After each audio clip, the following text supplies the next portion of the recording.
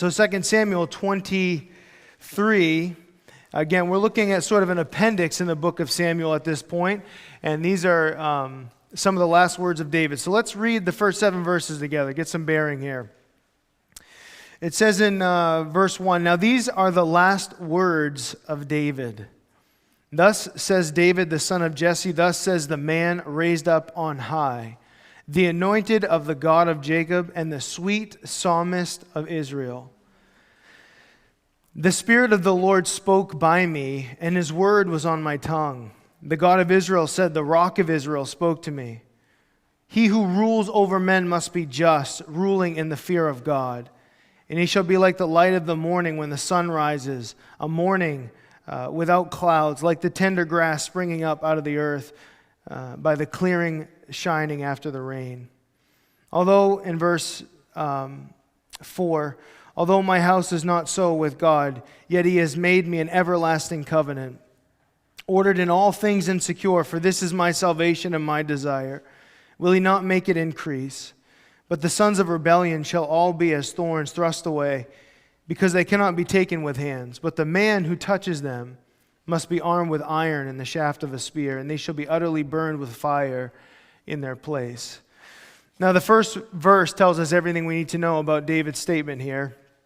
These are his last words. Now, chronologically speaking, these are not his last words. Some have said this is his last song. I think the easiest way to understand it is this is his last message for Israel.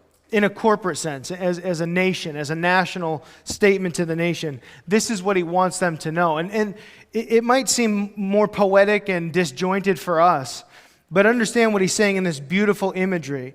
He's saying, God spoke to me, and he told me that the man that rules his people must be just. And then he goes on to say, I don't have that even in my own household. You read that with me, right? But he's speaking of the Messiah, an everlasting covenant. God is going to do something in my line that's going to last and outlast everyone. And anyone that will ever come against it will be broken, is the idea. So these are beautiful last words, but just some things that we want to highlight in this section that we just read. First of all, the last words are always a big deal, right? I don't know if you've been in that scenario. I assume many of us have been. Someone that you love is going on. They're passing away. And you have a chance to have some words with them. Those are some of the most weighty conversations. It's just summarizing life and what's important and a mission or whatever it might be. And the weight of it is, it's more than physical, it's spiritual. And so he's passing this on to the nation. And here's what's interesting in his introduction, and I noticed this last week, I mentioned this last week. He doesn't say that he is a giant slayer or a warrior or the king of Israel. He doesn't identify himself in any of those ways, which all of them are true and all of them would be appropriate. He says that I am an anointed man that is the sweet psalmist of Israel. He wanted to be known for the songs that he wrote. Now, in just a moment, and for the rest of our time tonight, we are going to look at these absolute savage men that he trained and fought with. And we will be reminded that David was through and through a warrior, right? But what is interesting about David is that he was poetic and a singer, and he had all of that inside of him. And that's what he mostly wanted to be known as, the sweet psalmist of Israel. And that he was anointed. That he didn't self-appoint himself, but he was God anointed. That God had done something in his life that was outside of who he was, and he was just being obedient to that. And a beautiful statement, again, I say it right here in verse 3. He who rules over men must be just, ruling in the fear of God. Oh, if only we had that in this nation. I know that we're lacking it. I've been saying this for a long time, decade and a half at least. In my own ignorance, 15 or more years ago, as a pastor, just saying, this nation, if we're going to get on the right track, we need to have right and true justice in this nation. Just knowing the Bible, seeing things, and considering the world around us.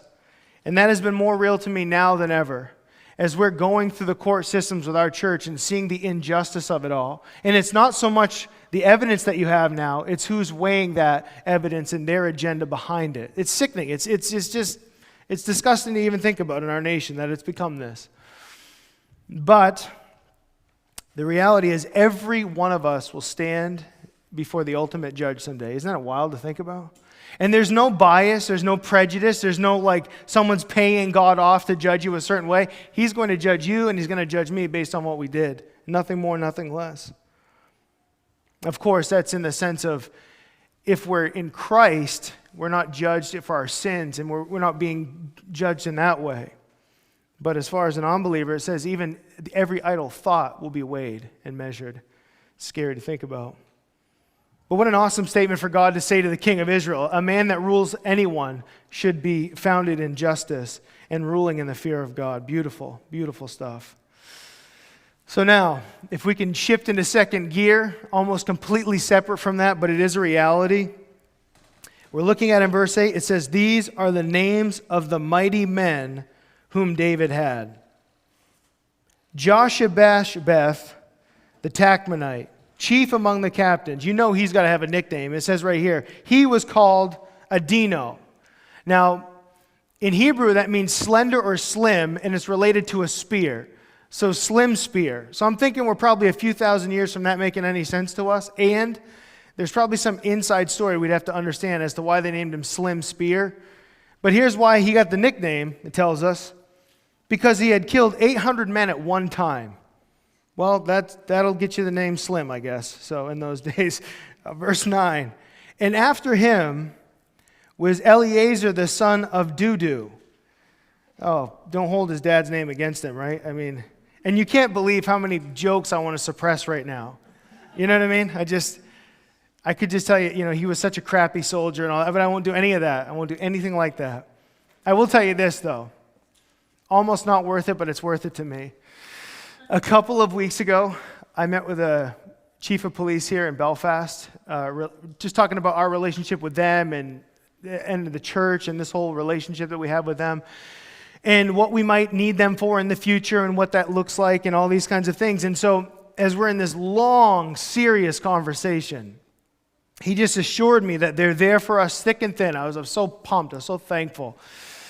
And he said, "Look, if you can't get a hold of me directly, you can get a hold of Sergeant so-and-so and Bing Bong and all the other people," right? I was feeling good. I was feeling really, he's like, "You can get a hold of Sergeant Daniels and Sergeant him and them and the other person." He says, "And if all else fails, we'll send Sergeant Goober to you."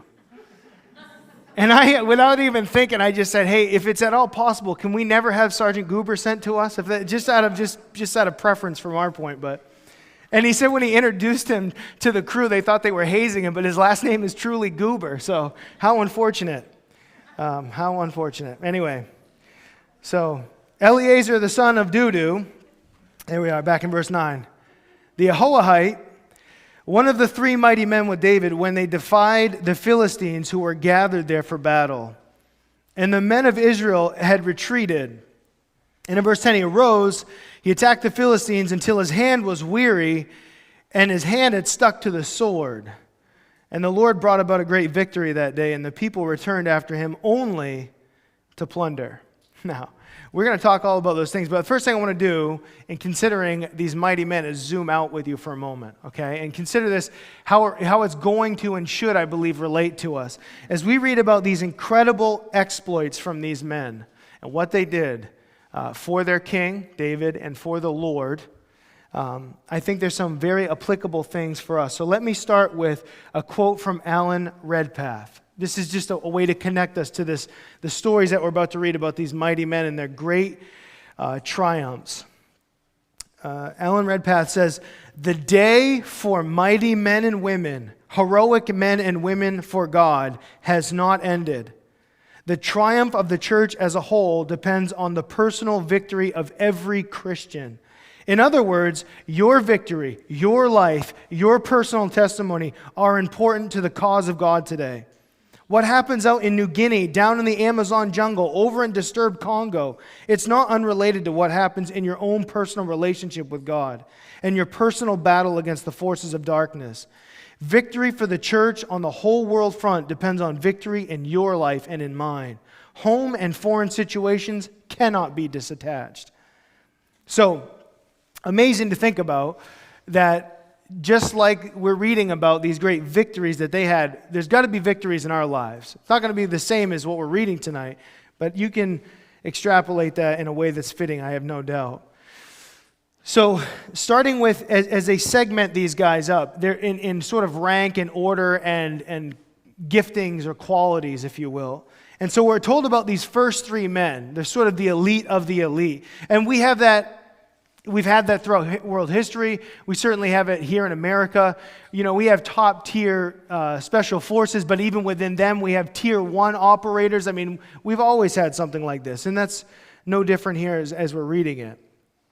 But starting with Adino, the guy goes out and kills 800 guys at one time. Now, it's likely that he was smart and he was able to eliminate hundreds of guys. Some people have gone as far to say he eliminated them off a cliff, all sorts of things. But at the end of the day, and we'll see this, he's eliminating hundreds of men with his own 2 hands. It almost sounds comic book-ish. But one element that is real is that he's filled with the Holy Spirit. These men are absolutely filled with God's power. But Eleazar, the son of Dudu, he is an incredible guy in so many ways as this story relates to us. Watch this. It says, and this is a very important detail in verse 9, the men of Israel had retreated. Everyone else was like, it's not worth it. There's no way we're going to overcome this. We're out of here. And Eleazar alone stood there and fought by himself. And the crazy thing is the only thing the people do in the end is after he has this great victory, they all come and they enjoy the spoils of war with him. Now, he could have been a totally selfish guy. He could have said, hey, where were you when I was fighting the enemy? What's going on here? You think you're going to come here and just take the spoils? But he wasn't like that. He just stood and fought when everyone else ran. And that's an incredible, incredible challenge for every one of us. Spurgeon said this about Eleazar. Listen to this. He said, dare to be an Eleazar and go forth and smite the Philistines alone. You will soon find that there are others in the house who have concealed their sentiments. But when they see you coming forward, they will be openly on the Lord's side. Many cowards are skulking about, try and shame them if you can. Many are undecided. Let them see a brave man, and he will be the standard bearer around whom they will rally. Oh man, isn't that true? All it takes is one person. I'm going to go ahead and say that name tonight, Charlie Kirk, that did what no one else would do. You know one of Charlie Kirk's famous sayings as he would go to churches when he'd open up at a church? You know what he would say? He would say, I go to college campuses so you don't have to. That's not true anymore, is it? Now we're all going to college campuses. It's all across this country. People are going out because one man said, I go to college campuses so you don't have to. Now in his death, everyone's like, we see it, we get it. Let's go to college campuses. It just takes one person to stand up and say, I'm going to do something crazy, and I don't care if anyone goes with me. I'm doing this thing. And so it is. This guy, Eleazar, like everyone's like, we're out of here. And he's like, not me. This thing's on. Let's do this. And no small detail, he fought so long and so hard against the enemy that at the end of the day when he was done fighting, his hand could not release the sword. His hand was cramped around the sword. Those of us that have long working kind of situations where you physically work or do something where you exert your body for so long, you'll find yourself cramping in a particular position that you've been doing. I mean, just imagine he's been swinging this sword so relentlessly for so long that the day's over. Like, all right, you can set your sword down. He's like, I can't. I need help. Someone take it off. That's a level of grit and fortitude we've lost, for sure. Well, the last and final guy in this group of three is Shammah in verse 11. After him was Shammah, the son of Agi, the Harite. The Philistines, it says, had gathered together in a troop where there was a piece of ground full of lentils. So the people fled from the Philistines, but he stationed himself in the middle of the field and he defended it and killed the Philistines. So the Lord brought about a great victory. Now, before I talk about Shammah, I want to point something out about these gentlemen in general.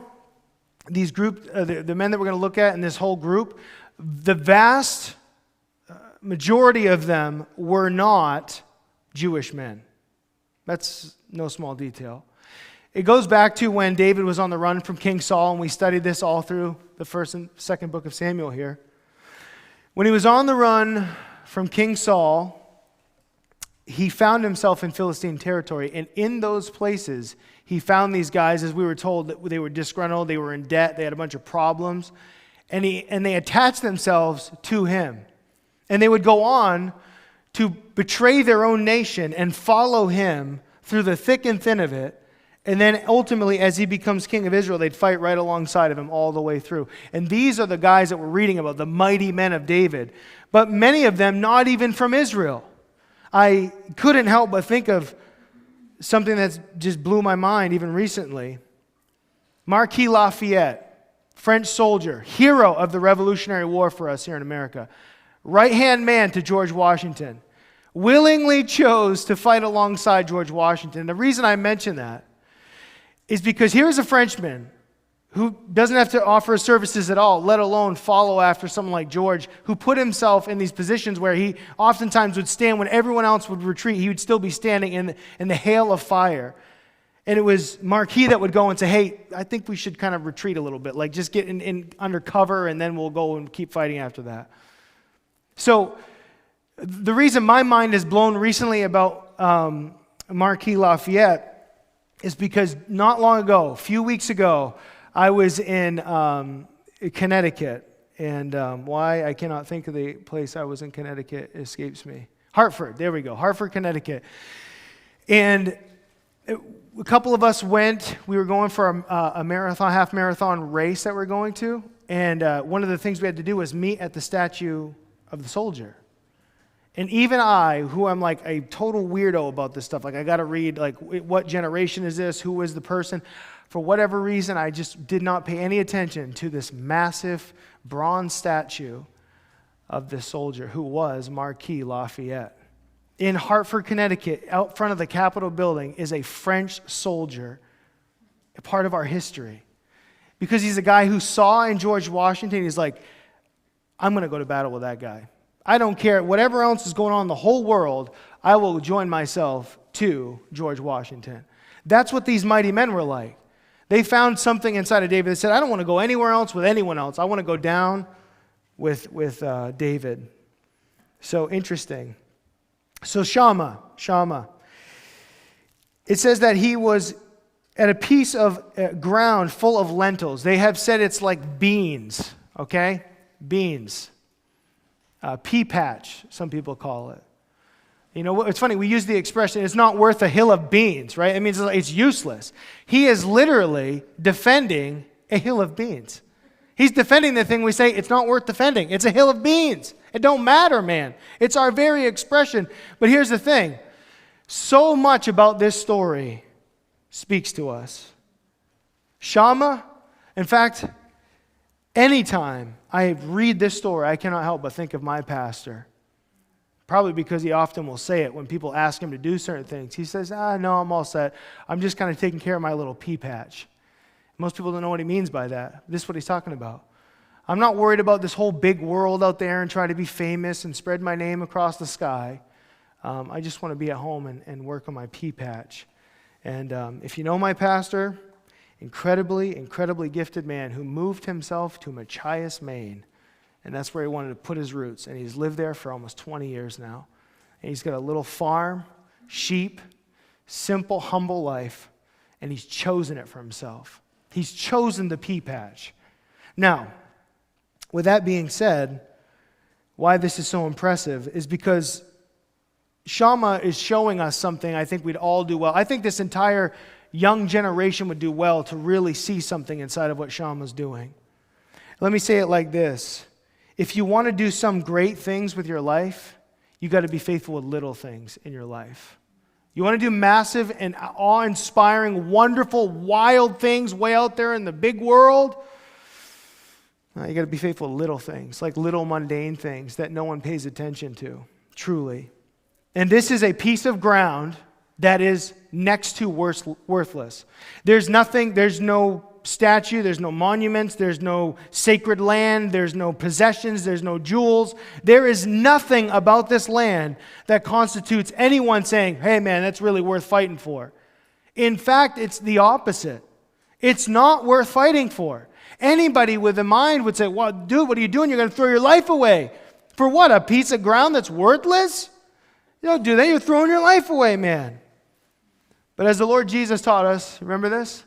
If we are faithful with little, we will be given much. That's what he teaches us. Your little pea patch, the thing that you're working on that seems so useless to everybody else, you just work on your pea patch. You have the best peas going. A nice little hill of beans that no one cares about. But if you really want to dig into it, and you want to think about it for just a moment, Shammah is making a statement in his actions to stand there and fight on this ground and defend this ground when all else and everyone else is turning away. Well, he knows something very important. It's ready? How do you lose lots of ground? Small bits at a time. You know the old saying, how do you eat an elephant? One bite at a time. How do you lose massive ground? Let me ask you, way more personal for us tonight. How has the church lost ground in America the last 50 years? One small sliver at a time. One small decision, one back off, one, okay, I don't want to touch that. And for years we've been seeing a disconnect.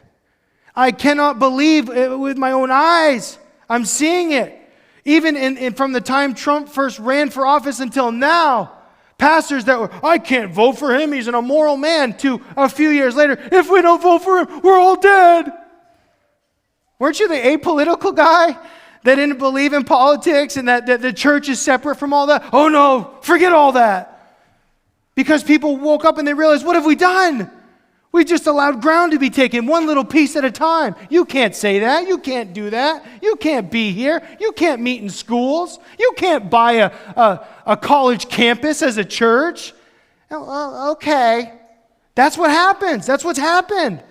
Okay, one small piece at a time, one small thing at a time.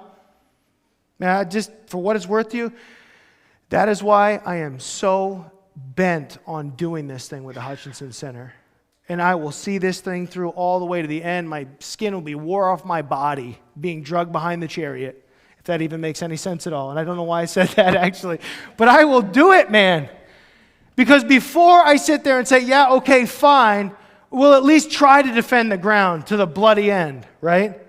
That's what he shows us. Because you lose all ground when you lose little pieces at a time. And Shammah isn't looking at everything else around. He's saying, if we lose this piece, we lose another piece, and then we lose another piece, and then we lose it all. And he says, so I'll go ahead and stand right here, and if I have to die, that's what's going to happen. But he doesn't die. It says he killed the Philistines, and the Lord brought a great victory that day. Why are we so afraid to try?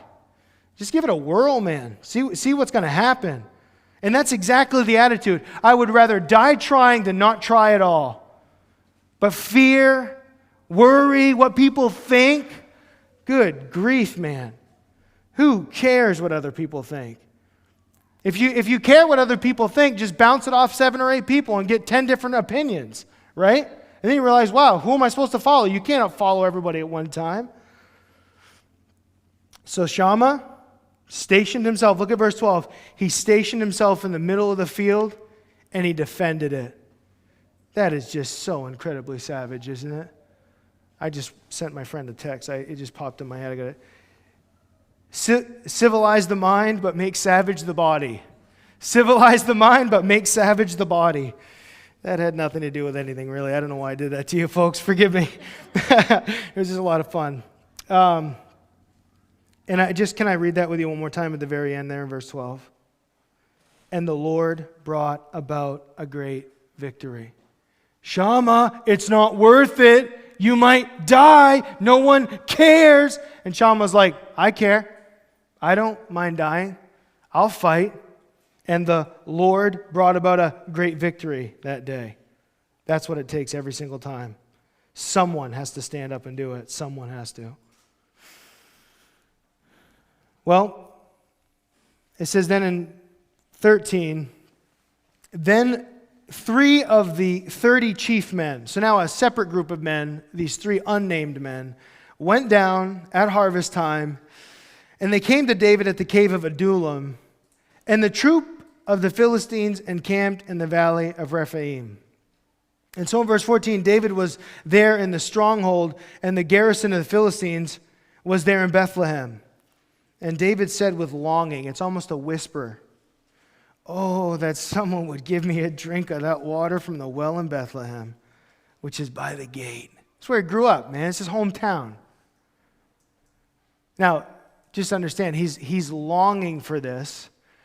He grew up there, but he's seeing the enemy. Look, think about everything we just studied. Losing ground, fighting, taking ground back for the king.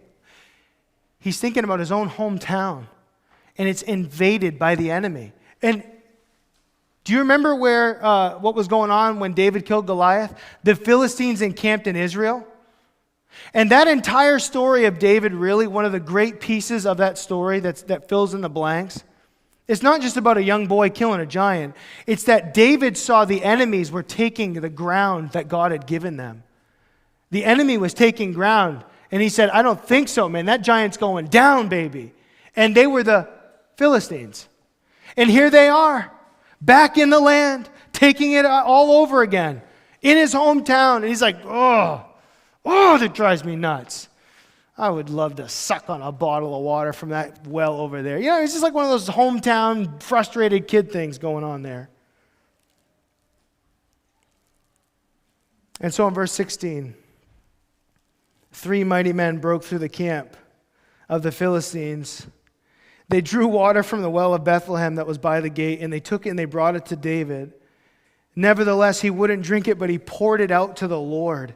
And he said, far be it from me, O Lord, that I should do this. Is this not the blood of the men who went in jeopardy of their own lives? Therefore he would not drink it. And these things were done by the 3 mighty men. These 3 guys, they don't even get their names. Now, I happen to believe personally they're like covert ops. Their names cannot be given for whatever reason, like they're probably still active kind of thing. That's just my personal thing. The other side of it is, how cool is that these are incredible, elite, fighting soldiers alongside David, and they're not even named in this entire chapter of names of these guys. None of them. Is that going to be most of us? Probably. Unnamed to history. I can't imagine a history book like 120 years from now, someone's like, and Pastor Greg Huston in Belfast. I don't see it. I mean, I'm just trying to be realistic about that. It'd be kind of cool if I was wrong, but I don't think so. I say that because the things that we're doing right now, they're advancing humanity. Things are moving forward. And our unnamed piece of history matters, right? I just want to keep saying that tonight. It matters what we do. The little things that we do, they matter. And notice that David's in the cave of Adullam, by the way. The cave of Adullam overlooks the valley of Elah, where he killed Goliath. So his morning wake-up cup of coffee is overlooking the valley where it all started for him as a little shepherd boy killing the giant. So this whole backdrop and his longing, like, oh man, I'd just give anything to have a drink from that well. I'm just so sick of the enemies occupying the territory. And these 3 guys are like, all right. Now I have no doubt they went out thinking they're going to sneak in, right? Like anyone with brains would say, well, if we can find a way to sneak around, we'll get in there, we'll grab a couple, bucket of water, and we'll get out of there, man. But they know more than survey it, and they're like, yeah, we got to kill some people. It's got to be crazy, man. We got to do it. And so they just charge hardcore. And what's amazing is anyone that's watching or people considering joining the fight against these 3 weirdos, they're like, well, let's step back and see what they're up to. What are they trying to accomplish here? And they steal a bucket of water and they run out. They're like, what a couple of weirdos. I mean, they're strange guys. And they bring the bucket to David, like, we got your water, man. Now, here's the amazing thing. It's a beautiful offering to God. David's like, oh, I can't drink it. Praise God. He dumps out. I'm sure the guy's like, no. We just wouldn't have gone and got the water, man. I mean, what was the point of all that? But David saw the sacrifice in these guys. But can I point that out? What kind of logic do you need to do God's work sometimes? Does he have to speak to you like 3 or 4 times, 1,000 times? Does he have to spell it out in the sky and make it obvious? And for some of us, it has to be monumental. I will do it if it changes the axis of the world. Well, it's not that big of a deal. These guys are doing something they were never even required to do, menial at best, and worthless even still. The guy can get a cup of water from a lot of places. The sentimental value is not worth any of you guys dying for it. So the cool thing is to think about, how did they know that David wanted this? Because they listened to the heart of their king. Do we listen to the heart of our king and what he wants for us and the people around us? Oh, I just have a heart for those people on your job site. I have a heart for those people you work around. I just want to see them come to know me. I want to use you. Again, sometimes we need so much stuff spelled out. It's got to be so grandiose. What if we just willingly did things that weren't grandiose and said, well, I don't know if it's going to change anything, but I'm going to go and do this thing for the Lord, small as it may be. Well, reading on in verse 18, now Abishai, the brother of Joab, the son of Zeruiah, was chief of another 3. And he lifted his spear against 300 men and killed them. And he won a name among these. Was he not the most honored of the 3? Therefore he became their captain. However, he did not attain to the first 3. So this is he's SEAL Team 3, but he's not SEAL Team 6. And he's not Tier 1. It's oh, well, that's okay, because that's really cool still. Unbelievably cool that he's still doing that. But there's something to note with you, friends.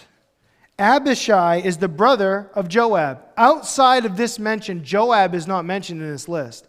If you have been here through the weeks where we've been studying through this, you know the major role that Joab plays in this book, correct? I mean, the things that he's done for David, and the things that he's overcome, and the things that he's seen through. But he's not mentioned in this list. And some people surmise, they think, oh, well, maybe Joab isn't mentioned because he was the one that killed Absalom. I'll take it a step further. I think that's partially true. The reason that Joab isn't mentioned is not just because he killed Absalom. It's the thing that motivated him to cause him to kill Absalom. And it's the word that he was insubordinate. That's what his problem was. You know what I mean by insubordinate? He didn't listen to orders.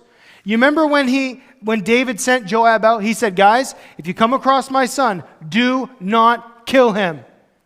Not only does he not come across him, someone comes to Joab and says, Joab, we found him hanging in a tree. He could have cut him down. He could have saved him. But instead he goes there and kills him himself. He goes out of his way to kill him.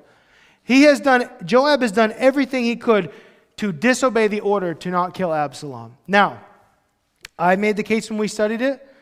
I believe that it's right and good that Absalom died. That's me personally. I think Joab was cutting to the quick of it.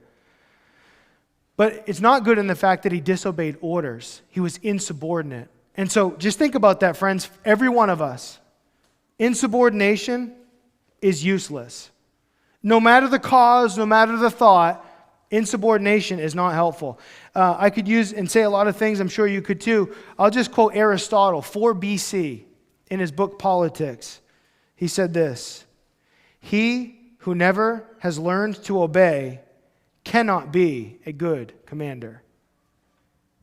This is the problem with the world today. We have a lot of people that want to be commanders. They don't want to obey anyone. They want to do it their way.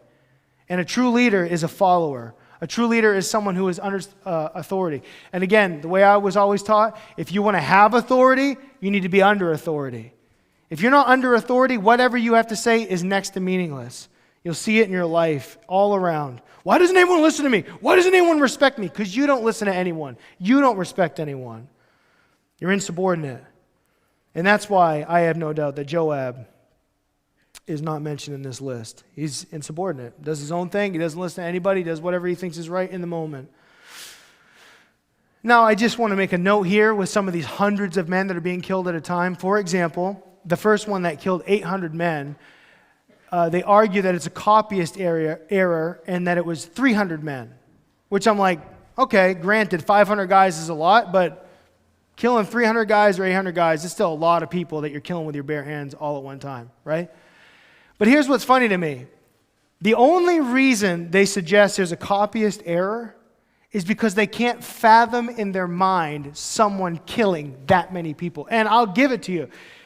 At the risk of sounding strange, it's a real job to kill people.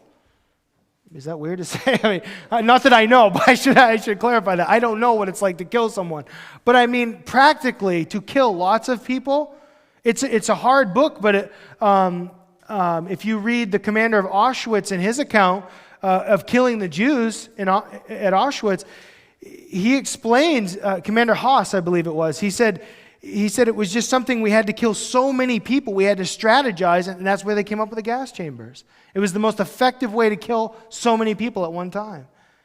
It's because I'm saying for anyone to rationalize, how do you kill that many people? It's a lot of work. It's hard to imagine. But at the end of the day, these guys did it. It's incredible. So incredible. Now, almost done. A few more. Verse 20. Benaiah, what really could have creeped you out of it was like, believe me, I know all about killing people. Would that have shocked you tonight on Thursday? Nothing shocks you on Thursday. Yeah, I've killed people. How does that make you feel? All right, that woke nobody up. Okay, I could say whatever I want tonight. You wouldn't care. For the record, I have never killed anyone. Never even thought about killing anyone. Verse 20, Benaiah. He was the son of Jehoiada, the son of a valiant man from Keziel, who had done many deeds. He had killed 2 lion-like heroes of Moab. He also had gone down and killed a lion in the midst of a pit on a snowy day. And he killed an Egyptian, a spectacular man. And the Egyptian had a spear in his hand, so he went down to him with a staff, wrestled the spear out of the Egyptian's hand, and killed him with his own spear. These things Benaiah, the son of Jehoiada, did. And he won a name among these mighty men. He was more honored than the 30, but he did not attain to the first 3. And David appointed him over his guard. So David will take this guy Benaiah and make him his head of Secret Service, okay? But he's still not, to the first 3 guys that we studied, Shammah and the other guys, not to that level. They're their own unique soldiers. They're their top tier 1 soldiers. Benaiah, though, is head of Secret Service. Now, we find out elsewhere in the Bible that Benaiah was born to be a priest in Israel. But Benaiah had a warrior spirit, and he couldn't express himself in the way that God had made him in the priesthood. That's just clear. He's a man of the cloth, but he's got something else inside him that's like, I got to do something more than this. And he went on to be, as it says here, just a valiant man who did many incredible deeds. I mean, one of the great qualities about him right here, he kills a lion in a pit on a snowy day. The idea is, that's a bad scenario over and over and over again, right? Like, not that any of us ever want to encounter a lion and have to fight for our lives, but the last thing I want to do is fight for a lion in a pit. Like, oh, and you can't run anywhere. You have to just handle this thing head on. All right. That's some bad news. Fighting a lion. Bad news, I'm in a pit, and it's snowing. You know, it's like you've done this before, haven't you? There's no way this could ever get worse, and then it starts to rain. You're like, oh, I shouldn't have said that. I've learned to always say the opposite. Like, it could, this is the best it ever gets, and it just gets worse still. It doesn't matter. But you say that, like, oh, I couldn't get any worse, and it gets worse. But you know what? You know what Benaiah is to us? He is someone who overcomes obstacles. I don't know where you're at in your life, but what are obstacles to you? Are they insurmountable? One obstacle? You know, the best days, in my opinion, are the days when you have more and more obstacles and you push through every single one of them. And then working on job sites, I hear people say, well, nothing new after 2, we better get out of here. Nothing new after 2 o'clock in the afternoon, we might as well head home, right? Because it's just become a rough day. That's because obstacles get in the way. Things, they just make it so much harder. And then you're just like, I was just trying to do this, and now I'm like 10 steps backward. I had a lion. Now I'm in a pit, and it's snowing. And you know what he says? So what? Taking this thing down. And he kills it. Kills a lion in a pit on a snowy day. It's amazing, the things that this kind of guy does. Again, I've been kind of brushing up on some early American history, so you got to forgive me. But Benaiah, because he was meant to be a priest, but he ends up being a warrior, reminds me of some of the men in our own American history that were warriors that became pastors. And man, if there's one thing that I have been so fired up about lately, is the influence of pastors in this nation. Despite all of the efforts and energy to say the founding fathers were deists, they didn't hardly even believe in God. Dude, If they had posters during the early days in the Revolution for our founding fathers, it would have been of pastors. Do you know that? The superheroes to our founding fathers were pastors. They were crazy dudes, and they informed so much. I'll give you one example for tonight.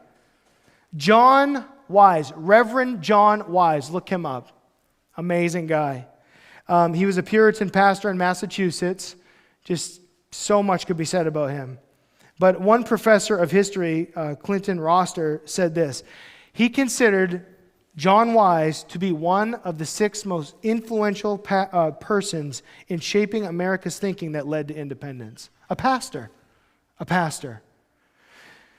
It's estimated, and that, by the way, Clinton Roster is an expert on the issue of the matter. And he said he's one of the 6 most influential persons in shaping American thinking that led to independence.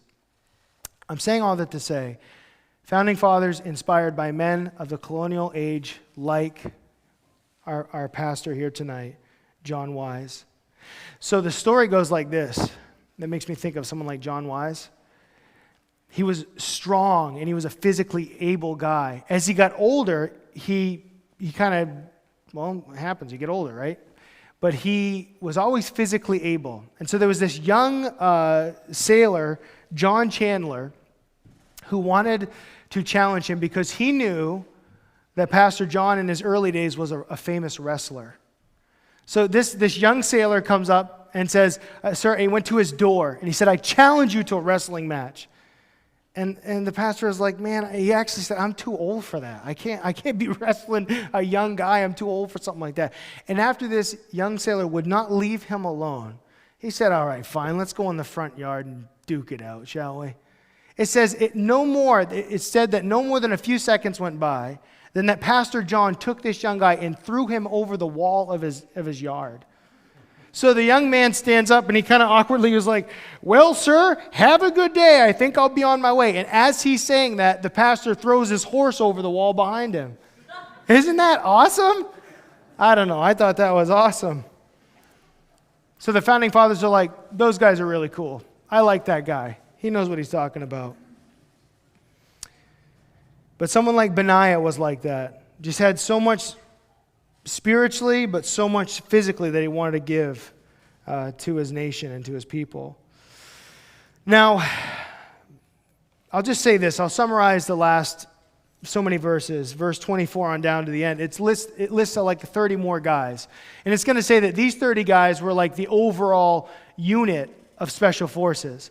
Not to be included with these other guys, but they're their own separate unit of special forces.